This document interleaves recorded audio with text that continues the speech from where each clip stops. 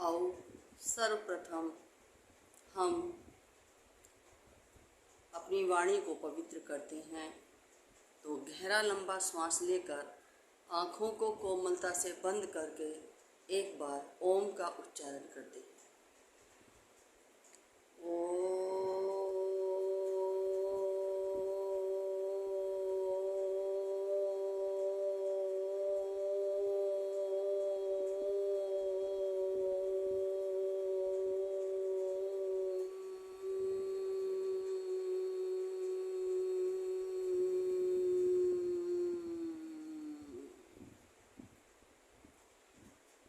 सभी को नमस्ते। सभी मनुष्यों को इस संसार में सुख की खोज है और ये खोज वास्तव में होनी भी चाहिए, क्योंकि ईश्वर का ही नाम है परमानंद, सर्वानंद, जो हमेशा आनंदित रहता है और लोगों को आनंद भी देता है। तो हम भी उसी की संतान हैं, इसीलिए हमारा भी आनंद प्राप्त करने का पूरा पूरा अधिकार है। कुछ लोग कहते हैं कि संन्यास आश्रम लेकर ही वास्तव में सुख प्राप्त किया जा सकता है। घर बार छोड़कर जंगल में जाकर तपस्या करके ही सुख प्राप्त किया जा सकता है, ईश्वर को प्राप्त किया जा सकता है। लेकिन अगर वास्तव में सभी व्यक्ति ऐसा करने लगे तो यह संभव नहीं हो पाएगा। ईश्वर को प्राप्त करने के लिए, सुख प्राप्त करने के लिए हम ग्रस्त में रहकर भी स्वर्ग प्राप्त कर सकते हैं। कल्पना करते हैं कि स्वर्ग कहीं ऊपर की तरफ है और अलग स्थान है, लेकिन अगर हम इसके नाम के अनुसार इसका विश्लेषण करते हैं तो यह दो शब्दों से है, सु प्लस वर्ग। सु माने अच्छा, वर्ग माने क्षेत्र या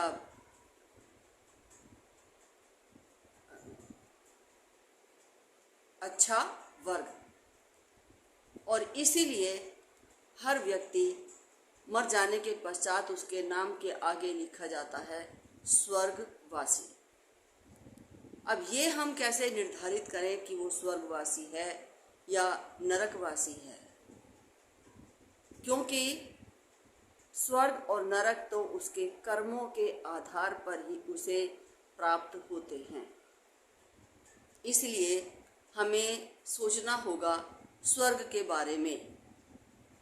स्वर्ग वास्तव में कहीं भी नहीं, इसी पृथ्वी पर है, और उसे तुम गृहस्थ आश्रम का पालन करते हुए भी अच्छी प्रकार से प्राप्त कर सकते हो।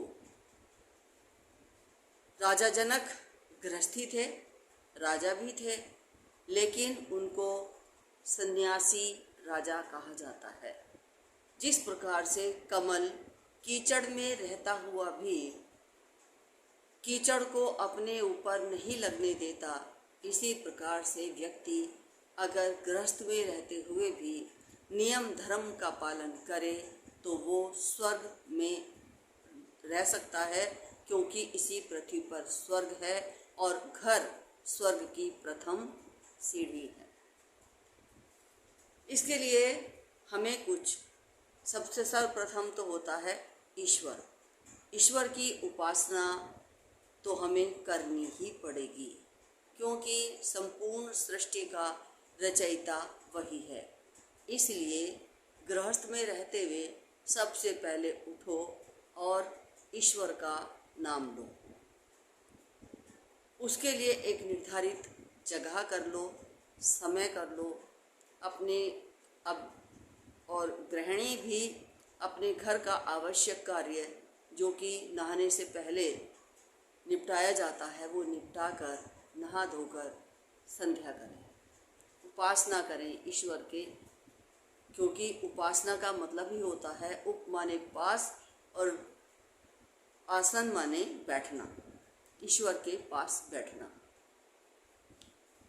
और जिस विधि से भी आप करना चाहते हैं उसकी उपासना करें। दूसरा ये है, ये तो हो गया ईश्वर, लेकिन हमारे यहाँ देवी देवताओं का भी बहुत प्रमुख स्थान है। तो हमें पहले तो ये जानना पड़ेगा देवी देवता हैं कौन, और हमें उनकी उपासना करनी पड़ेगी। घर का सबसे बड़ा देवता होता है पिता। वही तुम्हारा पालन पोषण करके तुम्हें हष्ट पुष्ट शरीर देकर, पढ़ा लिखा कर इस योग्य बनाता है कि आप अपने जीवन को ठीक प्रकार से संवार सकें और संसारिक नियमों का पालन करते हुए सुख प्राप्त कर सकें। अतः पिता का सम्मान करें। उपास मतलब पूजा का अर्थ ये नहीं होता कि दीप और धूप जलाएं और उनके सामने रखें। अपने पिता की सेवा करें। आपके पास बहुत व्यस्तता है, आप घर में कम आ पाते हैं, बाहर ही ज़्यादा रहते हैं, तो जब भी आएं अपने पिता के पास 2 मिनट, 5 मिनट, 10 मिनट, आधा मिनट, आधा सेकंड, आधा घंटा, जितना भी हो सकता है उनके साथ समय गुजारिए। उनके सुख दुख की पूछिए, क्योंकि केवल आवश्यकता पूर्ति करने से अगर आप ये कह दें कि हमने उनको सब सुख सुविधाएं दे रखी हैं, तो आपने उनको शारीरिक सुख सुविधाएं दे रखी हैं। मानसिक सुख सुविधाएं आप तब देंगे जब आप उनके पास 10 मिनट, आधा घंटा बैठकर बात करेंगे, उनके सुख दुख की पूछेंगे और अपने सुख दुख की बताएंगे। पिता वो शख्सियत होता है, वो व्यक्ति होता है जो अति वृद्ध होने पर भी अपना कप कपाता हाथ पुत्र और पुत्री के कंधों पर रख देता है और कहता है कि जब तक मैं जिंदा हूँ चिंतित होने की आवश्यकता नहीं। वह तन मन से प्रयासरत रहता है कि आपको कोई कष्ट न हो। तो फिर ऐसे देवता की पूजा करना क्या उचित नहीं है? आप करके देखिए, घर का वातावरण बदल जाएगा। फिर आती है देवी। माँ इस दुनिया की सबसे बड़ी देवी है। देवी और देवता का अर्थ ये होता है जो तुम्हें देते ही रहते हैं वो देवी देवता होते हैं। तो माँ तो बिल्कुल निस्वार्थ प्यार देती है। उसके प्रेम में थोड़ा सा भी छल कपट या स्वार्थ नहीं होता। अपनी माँ के पास भी माता पिता को एक साथ बिठाकर उनसे बातें कीजिए। ज़्यादा समय नहीं है, अपने समयानुसार कीजिए। ये हम नहीं कह रहे कि आप सारा दिन उनके पास बैठकर उनके साथ समय बिताएं, लेकिन उनके सुख दुख की पूछिए। इसके बाद तुम्हारे घर में अन्य भी सदस्य हैं। कहा जाता है कि स्वर्ग में अप्सरा होती है, और मुस्लिम धर्म में तो ये माना जाता है कि 72 हूर होती हैं। वे 72 हूरों का तो हमें पता नहीं, लेकिन हाँ, स्वर्ग में अप्सरा भी होती हैं। तो इस स्वर्ग में भी, गृहस्थ रूपी स्वर्ग में भी एक अप्सरा है, और वो है तुम्हारी पत्नी। उसके सुख दुख का ख्याल रखिए, उसकी मन की भावनाओं को जानिए, क्योंकि कहा जाता है यत्र नार्यस्तु पूज्यन्ते रमन्ते तत्र देवताः। अर्थात पूजने का फिर वही मतलब नहीं है, और अंधभक्ति भी मत कीजिए कि केवल आप अपनी पत्नी की ही पूजा करते रहें। नहीं, आपको घर में एक संतुलन बनाना है, और उस संतुलन बनाने से पिता का अधिकार पिता को, माता का अधिकार माता को, पत्नी का अधिकार पत्नी को दीजिए। और यह नियम एक पर नहीं, घर के हर प्राणी पर लागू होता है। क्योंकि हम इस समय घर की अप्सरा की बात कर रहे हैं, वह बच्चों के लिए देवी है, पत्नी आपकी, क्योंकि वह सुख दुख में सबके साथ खड़ी रहती है, सबके खाने का, पीने का, उनकी इच्छाओं का, उनकी शौक का ध्यान रखती है, और हर तरह से अपने आप को समर्पित कर देती है बच्चों की इच्छा पूर्ति के लिए। तो यहाँ पर हम एक बीच में बात कहते हैं कि हम केवल एक ही आदमी के कर्तव्य नहीं निर्धारित कर सकते, हमें सभी के कर्तव्य निर्धारित करने होंगे, क्योंकि सभी अपने अपने कर्तव्यों का पालन करते रहें तभी यह संसार सुखमय हो सकता है, तभी यह ग्रस्त रूपी स्वर्ग फलीभूत हो सकता है। ऐसा नहीं है कि आप ही अपने कर्तव्यों का पालन करें। बहुत प्राचीन समय से लड़ाई चलती आ रही है और दोनों के संबंधों में 36 का आंकड़ा है कि सास और बहू कभी प्यार से रह ही नहीं सकती। ये सबसे बड़ी विडंबना है। पहले सास बहुत बहू पर जुर्म कर देती थी, यहाँ तक भी सुना है कि और देखा भी है कि बहू को जला भी देती थी। ये तो घोरतम नर्क की उपस्थिति है। हमें सभी के कर्तव्य निर्धारित करने होंगे। सास को अपनी बहू को बेटी मानना होगा और बहू को अपनी सास को माँ मानना होगा।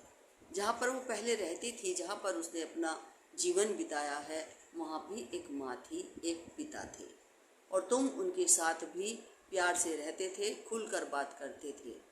इसी प्रकार का वातावरण आप अपने ससुराल में बनाएं। सास अपनी तरह से बनाएं और बहू अपनी तरह से बनाएं कि एक दूसरे से बात कहने में, मन की बात कहने में कोई संकोच ना हो या एक दूसरे को कमी ही गिनाते रहें कि और उसको ताने देते रहें। जहाँ पर ऐसा वातावरण होगा वहाँ पर तो प्रेम संभव ही नहीं होगा।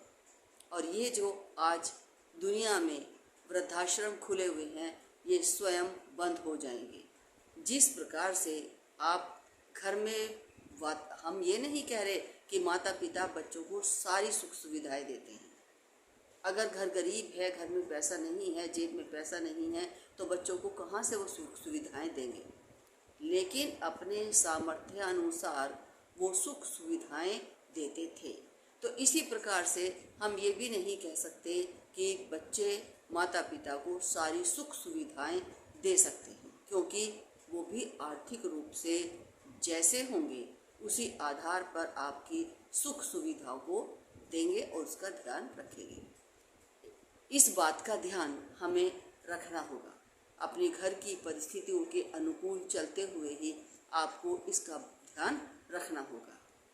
इसके बाद घर में भाई भी है, बहन भी है, ये भी देवी देवता ही होते हैं।